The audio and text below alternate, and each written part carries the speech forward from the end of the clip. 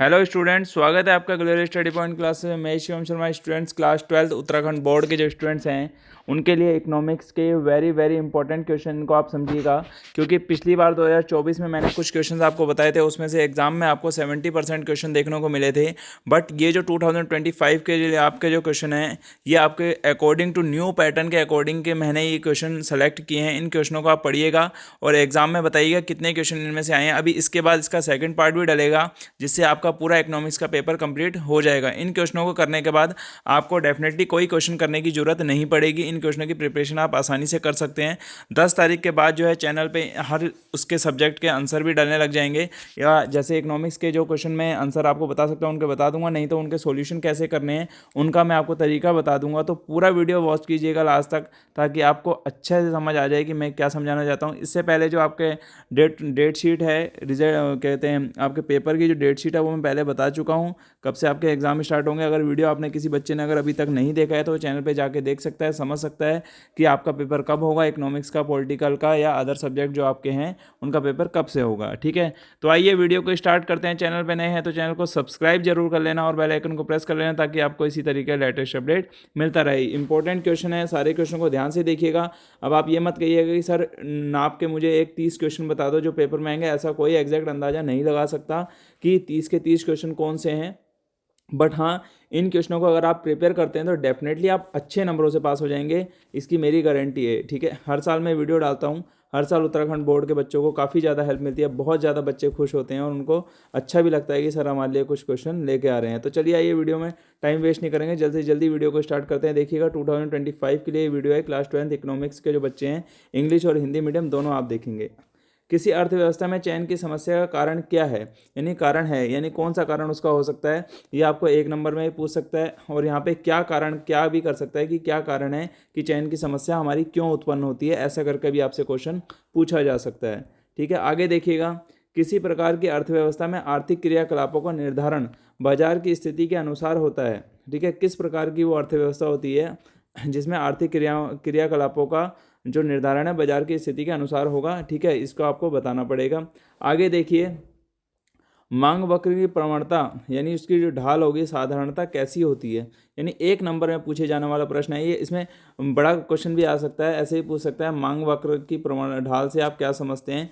ठीक है, वो कैसा होता है, क्या होता है, वो सब क्वेश्चन आपसे पूछ सकता है। तो थोड़ा थोड़ा इनसे मिलते जुलते क्वेश्चन आप पढ़ लीजिएगा। एक बार जब आप मांग वक्र के बारे में आप जब पढ़ेंगे तो थोड़ा उसे डीपली पढ़ लेना, ताकि आपको इससे छोटे और बड़े दोनों क्वेश्चनों का आंसर आसानी से मिल जाए। एक वस्तु की किसी आवश्यकता को संतुष्ट करने की क्षमता क्या कहलाती है, यानी कह रहा है कि एक वस्तु जो है अगर किसी की नीड्स को, ठीक है, किसी की नीड्स को क्या कर सकती है, पूरा कर सकती है, तो उसका क्या मतलब होगा। ठीक है, यानी कोई भी एक वस्तु अगर ले रहे हैं तो वो किसी आवश्यकता, किसी व्यक्ति की आवश्यकता को क्या कर रही है, पूरा कर रही है, संतुष्ट कर रही है, तो उसका क्या अर्थ होगा ये आपको बताना है। ठीक है, आगे देखेंगे।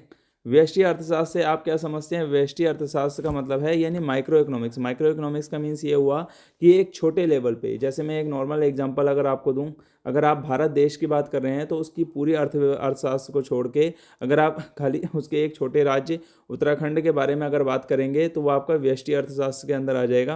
अगर पूरे भारत को लेके चलेंगे तो आपका समष्टि अर्थशास्त्र होगा, जिसको हम मैक्रो इकोनॉमिक्स बोलते हैं। छोटे से उसमें मैंने आपको समझा दिया है, आगे हम बाद में डिस्कशन करेंगे जब आपको आंसर इनके बताएंगे।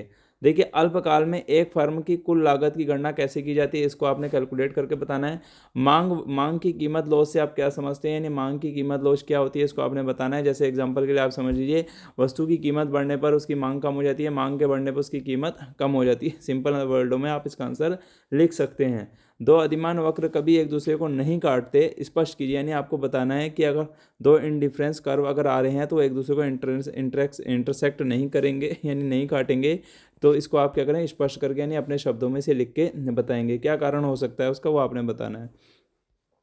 किसी वस्तु के लिए मांग की कीमत लॉस को निर्धारित करने वाले कारक क्या हो सकते हैं, उदाहरण के साथ आप स्पष्ट करेंगे। बड़ा क्वेश्चन है, 3 या 4 नंबर में ये पूछा जा सकता है। ठीक है, 3 नंबर में भी आ सकता है और लॉन्ग क्वेश्चन आंसर में भी आ सकता है।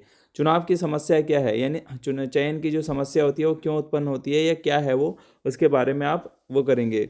ठीक है, लिखेंगे। मांग तालिका का क्या अर्थ है, इसको आपने बताना है। बहुत ही इंपॉर्टेंट क्वेश्चन है, सारे क्वेश्चन वेरी वेरी इंपॉर्टेंट है। किसी वस्तु की कीमत उस बिंदु पर निर्धारित होती है जहाँ पर मतलब आपको 4 ऑप्शन दिए जाएंगे, उनमें से आपको उसको टिक लगाना है। ठीक है। सकारात्मक अर्थशास्त्र एवं आदर्शक अर्थशास्त्र की उदाहरण सहित व्याख्या कीजिए। यानी पॉजिटिव इकोनॉमिक्स और नॉर्मेटिव इकोनॉमिक्स जो होती है उसको आपने एग्जाम्पल के साथ ही बताना है। थोड़ा खांसी हो जा रही है बीच में। पैमाने के प्रतिफल की अवधारणा को चित्र समय सही समझाना है। घटते पैमाने के प्रतिफल, बढ़ते पैमाने के प्रतिफल, ठीक है, ये सब आपको बताने पड़ेंगे। एकाधिकार का क्या अर्थ है, इसकी विशेषताएं, प्रमुख विशेषताएं जो हैं वो आपको बतानी है। यानी कि मोनोपोली क्या होती है, इसको आपने बताना है।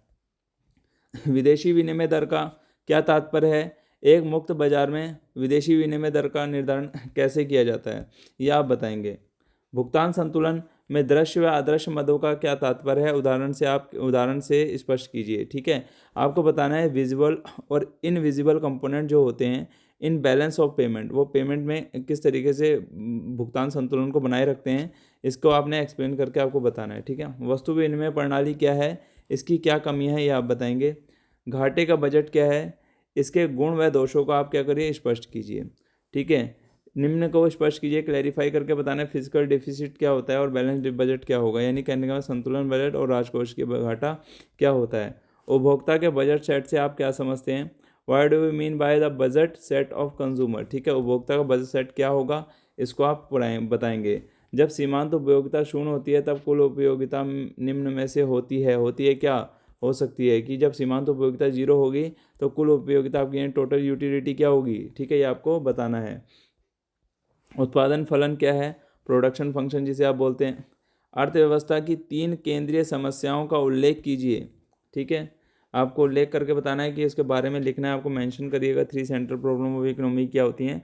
मांग वक्र नीचे क्यों गिरता है, इसका कारण बताना है आपको कि ऐसा क्यों होता है, मांग वक्र नीचे क्यों गिरेगा, इसका आपने बताना है। स्थानापन्न वस्तुएं, पूरक वस्तुएं के स्थानापन्न वस्तुओं का मतलब हो गया कि सब्स्टिट्यूट गुड्स। आपने जब मान लीजिए आप चाय पीना पसंद नहीं करते तो उसके बदले आप कॉफ़ी पी सकते हैं, आपको दूध पीना अच्छा नहीं लगता तो आप कोल्ड ड्रिंक पी सकते हैं। ठीक है, कुछ भी आप इसके बदले में ले सकते हैं। ठीक है, कहने का मतलब यह है। किसी वस्तु की पूर्ति में वृद्धि के 3 कारण बताइए। यानी गिव, आपको 3 रीज़न देने हैं कि जो वस्तु की पूर्ति में वृद्धि अगर हो रही है तो उसमें आपको 3 उसके कारण बताने हैं, क्यों होगा, ऐसा क्या है। ठीक है, सीमांत उपयोगिता की अवधारणाओं की व्याख्या कीजिए। आपने बताना है कि सीमांत उपयोगिता क्या होती है, मार्जिनल यूटिलिटी को आपने क्या करना है, एक्सप्लेन करके बताना है। विदेशी विनिमय दर का क्या अर्थ है, ये दोबारा से रिपीटेड क्वेश्चन आ गया है। ठीक है, पर इसमें शॉर्ट है, ये शॉर्ट क्वेश्चन है, 2 नंबर में, 1 नंबर में पूछा जाएगा। विदेशी विनिमय दर का क्या अर्थ है। सकल घरेलू उत्पाद और सकल राष्ट्रीय उत्पाद, वेरी वेरी इंपॉर्टेंट क्वेश्चन, इन दोनों में आपको डिफरेंस बताना है। विदेशी विनिमय बाजार के मुख्य कार्य क्या होते हैं, फॉरेन एक्सचेंज मार्केट के जो वर्क होंगे यानी जो उसके काम होंगे उनको आपको बताना है, उसके फंक्शन वगैरह सब लिखेंगे आप। व्यापार शेष और भुगतान शेष, वेरी वेरी इंपॉर्टेंट क्वेश्चन, इसको आप बोलेंगे, कई बार ये पेपर में आ चुका है और इम्पोर्टेंट भी है। आप प्रत्यक्ष कर और प्रत्यक्ष कर क्या होंगे, प्रत्येक के 2-2 उदाहरण देके आपने बताना है। यहाँ पे राजकोष के घाटे से सरकार को ऋण ग्रहण की आवश्यकता होती है, समझाइए। The physical deficit give the borrowing requirement of the government. ठीक है, इसको आपने क्या करना है, समझाना है, एक्सप्लेन करके बताना है। यहाँ पे आप यहाँ पे देखिएगा, ये स्पेलिंग यहाँ मिस्टेक हो गई, यहाँ पे एक्सप्लेन आना चाहिए था। ठीक है, राष्ट्रीय आय की गणना करने की आय विधि का वर्णन कीजिए। Explain the income method of या कैलकुलेटिंग नेशनल इनकम आएगा ना। ठीक है, कोलोनिंग हो गया, वहाँ पे कैलकुलेटिंग आएगा। ठीक है, उसके बाद आगे देखिएगा, व्यावसायिक बैंक की परिभाषा। व्यावसायिक बैंक क्या होंगे, उनके बारे में बताना, उनके कार्य क्या क्या होते हैं, इसको आप समझाएंगे। गुणक क्या है, इसकी गणना कैसे की जाती है, उदाहरण से ही समझाइए। ठीक है, तटस्थता वक्र विश्लेषण का प्रयोग करते हुए उपभोक्ता ने संतुलन की व्याख्या कीजिए। उपभोक्ता के संतुलन की आपको क्या करनी है, व्याख्या करके बताना है। पैमाने के प्रतिफल से आप क्या समझते हैं, इसके बढ़ते और घटते पैमाने, पैमाने यहाँ पे कोमा, बढ़ते, स्थिर और उसके बाद घटते, ये तीनों चीज़ें बताइए। कोमा आएगा बढ़ते के बाद। ठीक है, तीनों में क्या आपने अंतर है बताएंगे कि बढ़ते हुए पैमाने के प्रतिफल क्या होते हैं, स्थिर रहते हुए क्या होते हैं और घटते हुए रहते हुए क्या होते हैं। उत्पादक के संतुलन। ठीक है, उत्पादक के संतुलन से क्या अभिप्राय है। ठीक है, कुल आगम, सीमांत आगम, औसत आगम में क्या है, एक रिलेशन आपको बताना है, वो भी किसकी सहायता से, एक चित्र की सहायता से।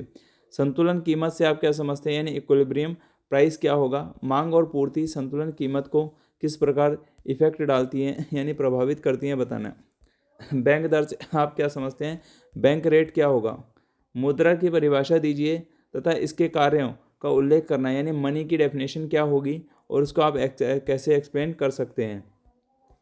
भारतीय reserve bank, reserve bank of India is, यानी भारतीय रिजर्व बैंक है क्या है? केंद्रीय बैंक है, कैसा बैंक है, ये आपको बताना है, ठीक है। या इसके कार्य क्या होते हैं? यदि सीमांत उपभोग प्रवृत्ति एवं सीमांत बचत प्रवृत्ति बराबर हैं तो गुणांक का मान समझाना है आपको, ठीक है।